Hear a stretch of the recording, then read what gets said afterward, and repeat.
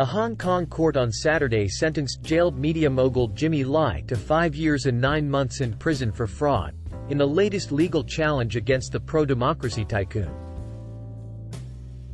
Lai was found to have breached the terms of lease for the headquarters of his now-defunct Apple Daily newspaper after concealing the operation of a consultancy that provided corporate secretarial services to private firms Lai controlled. Along with the jail sentence, Lai was also fined 2 million Hong Kong dollars and disqualified as a company director for 8 years. Wang Wai-kyun, the director of administration of Apple Daily's parent company Next Digital and a co-defendant, was sentenced to 21 months in jail. In October, Lai and Wang were both convicted of fraud by the same court. Both pleaded not guilty. Lai, who has been remanded in custody for almost 2 years, is also facing a trial under Hong Kong's sweeping national security law. Since the security law was imposed by Beijing in 2020, in response to massive anti-government protests, authorities have cracked down on dissent. Activists, protesters and journalists have been jailed, civil society crippled, and a number of independent news outlets shuttered. Lai, 74, is one of the most high-profile critics of Beijing charged under the law and faces a maximum sentence of life in prison on charges of colluding with foreign forces. He also faces one charge under a colonial-era sedition law, and was sentenced to 13 months in prison in 2021 for participating in an unauthorized protest. His pro-democracy tabloid Apple Daily was among the newspapers forced to shut down since the implementation of the law, after police raided the newsroom and authorities froze its assets. The Hong Kong government has repeatedly denied criticism that the law has stifled freedoms, claiming instead it has restored order in the city after the 2019 protests. Hong Kong, a former British colony that was handed over to Chinese rule in 1997, continues to use the common law system it inherited from Britain. The city's legal system typically allows overseas judges in the city's courts, and lawyers from other common law jurisdictions can work on cases where their expertise is needed. However, cases under the national security law are handled by a dedicated branch of the Hong Kong police and designated national security judges, raising concern about Beijing's potential influence on proceedings. Lai has also been at the center of this debate. In November, Hong Kong's highest court upheld a verdict to allow a British barrister to represent the tycoon in his national security case. The city's chief executive John Lee has since said he will ask Beijing to determine whether foreign lawyers can work on national security cases.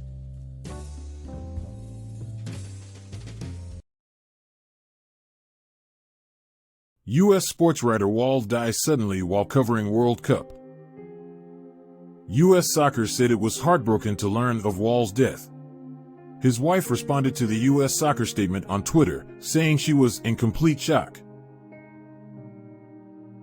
Qatar's World Cup organizers, the Supreme Committee for Delivery and Legacy, paid tribute to Wahl's enormous love of football and offered condolences to his family, friends, and media colleagues. Wahl, a former Sports Illustrated sportswriter who moved to the Substack online publishing platform, had been tweeting about the Netherlands-Argentina match earlier on Friday. His agent, Tim Scanlon, told Reuters that Wahl had appeared to suffer some kind of acute distress in the start of extra time at the quarterfinal match. Scanlon said attempts were made to revive Wahl in the press box before he was taken to a local hospital, where he was confirmed dead.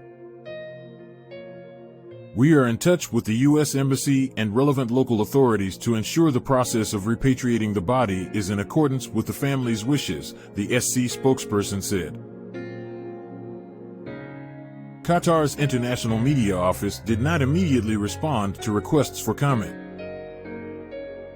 "Everyone's emotional and it's really traumatic," Scanlon said. He was a true advocate for both the men's and women's games and really just cared deeply about the sport. He was empathetic and just truly a brilliant writer.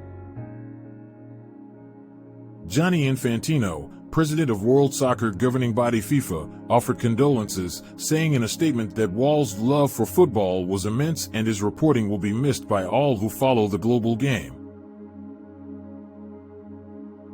Wahl said in late November he was briefly stopped at a World Cup stadium security screening point when he tried to enter while wearing a rainbow shirt in support of the LGBTQ community. In Qatar, same-sex relations are illegal. He said World Cup security denied him entry to the United States opener against Wales at the Ahmad bin Ali Stadium in Al Rayyan and asked him to remove his shirt. Wahl wrote on Monday that he had visited a hospital while in Qatar. "I didn't have COVID, but I went into the medical clinic at the main media center today, and they said I probably have bronchitis," he posted on Substack. U.S. State Department spokesman Ned Price said on Twitter the department had been in close communication with Wahl's family. "We are engaged with senior Qatari officials to see to it that his family's wishes are fulfilled as expeditiously as possible," said Price. The U.S. soccer community shared in an immediate outpouring of grief over the news. He was a kind and caring person whose passion for soccer and dedication to journalism were immeasurable, Major League Soccer Commissioner Don Garber said. "This is so devastating," twice World Cup winner Megan Rapinoe said on Twitter. "All the love to his family and loved ones."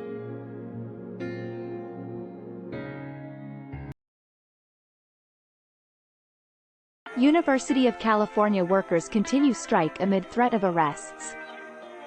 Tens of thousands of academic workers throughout the University of California are currently on their fourth week of striking for a new union contract, and the situation is intensifying amid the threat of arrests after direct actions by some strikers. The strike of 48,000 academic workers, including graduate workers, academic researchers, postdoctoral scholars and teaching assistants, began on the 14th of November and is the largest in the history of higher education in the U.S. 17 people were cited for trespassing during a sit-in protest on the 5th of December at the University of California President's office in Sacramento. "I'm engaging in this act of civil disobedience because the stakes are incredibly high, and the UC is not demonstrating that they understand that," said Jess Banks, a member of the bargaining team at UC Berkeley, in a statement. "UC thinks they can end negotiations and send us back to work, but this strike will continue until they stop breaking the law and settle a fair contract." On the 7th of December, 10 academic workers from UCLA were arrested at the University of California's Regents office on trespassing charges.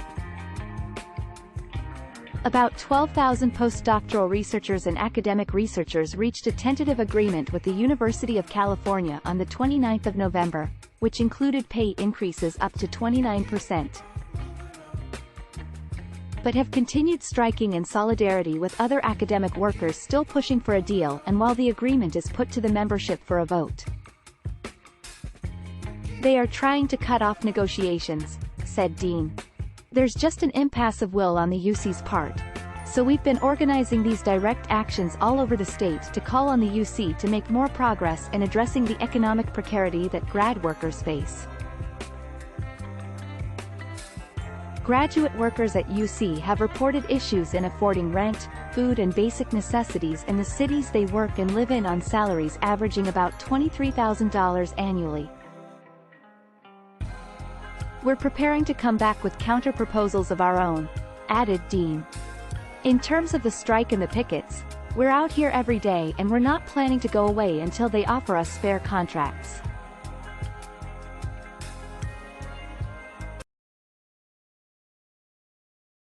Nobel Peace Prize winners to receive award in Oslo. This year's Nobel Peace Prize will be presented on Saturday to Belarusian, Russian, and Ukrainian activists for promoting the right to criticize power and protect the fundamental rights of citizens. Jailed activist Ales Bialiatski from Belarus, the Russian organization Memorial, and the Ukrainian Center for Civil Liberties Group were announced as recipients in October. The award, worth about $900,000, will be handed out on the anniversary of the death of Swedish industrialist Alfred Nobel, who founded the awards in 1895. In its citation, the Norwegian Nobel Committee said the recipients made an outstanding effort to document war crimes, human rights abuses, and the abuse of power. Together they demonstrate the significance of civil society for peace and democracy, it said. Prominent Belarusian human rights activist Bialiatski is the fourth laureate to win the Nobel Peace Prize while behind bars. The founder of leading rights group Viasna had been at the forefront of attempts to document the abuses committed by the government of Belarusian President Alexander Lukashenko, described in the West as Europe's last dictator. Bialiatski, 60, was jailed in July 2021 following massive street protests over a national vote that kept Lukashenko in power for a sixth term the previous year. His organization documented the use of torture against political prisoners by Belarusian authorities and provided support to jailed demonstrators and their families. Shortly before being arrested, Bialiatski condemned the crackdown, saying local authorities were acting as a regime of occupation. Bialiatski had earlier spent 3 years in prison after being convicted in 2011 of tax evasion, charges he denied. His supporters consider the arrest an attempt to silence him. Under Lukashenko's rule, which began in 1994, the human rights group unsuccessfully applied for registration twice. Despite the lack of formal recognition, Viasna's activities won numerous international awards, including the U.S. Atlantic Council's Freedom Award. Bialiatski was twice nominated for the Nobel Peace Prize, in 2006 and 2007. One of the oldest and most respected human rights groups in Russia, Memorial was co-founded by physicist and Nobel Peace Prize laureate Andrei Sakharov in 1987 to uncover and reveal the horrors of Soviet oppression. This mission was viewed as treasonous by Russian President Vladimir Putin. The organization was shut down by a court order in December 2021 on the grounds of violating the Foreign Agents Law. It continued operating without official registration, documenting Russia's totalitarian past and organizing educational initiatives to spread awareness among the population. According to the Norwegian Nobel Committee, Memorial's work is based on the notion that confronting past crimes is essential in preventing new ones. Its Human Rights Center was the subject of a legal battle earlier this year as the government attempted to seize it on the grounds it justified terrorist activities.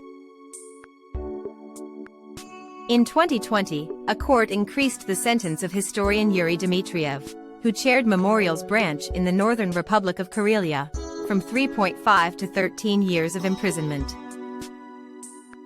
He was found guilty of sex abuse charges in a sentence widely seen as retaliatory after he uncovered evidence of a mass burial site used by Soviet leader Joseph Stalin's secret police.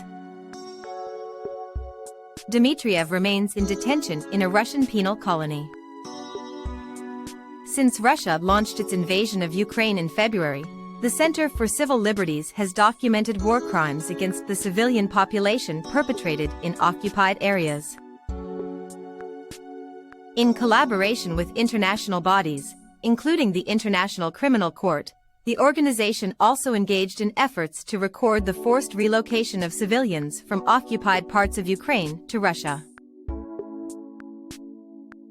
Under its Euromaidan SOS project, it drew attention to the persecution of local government officials, journalists, religious leaders, volunteers, and civil society activists in areas under Russian control. The organization, founded in 2007, drew on its decades-long experience in recording cases of unlawful imprisonment and other abuses. When Russia unilaterally annexed the Crimean Peninsula in 2014, the group began documenting the disappearances of Kremlin opponents, including journalists and activists. In its early years, the Center for Civil Liberties put pressure on Ukrainian authorities to ensure the country developed into a full-fledged democracy governed by the rule of law. A key objective was Ukraine's accession to the ICC in The Hague. The government accepted ICC jurisdiction with respect to alleged crimes committed on Ukrainian territory on an open-ended basis from February 20, 2014 onwards.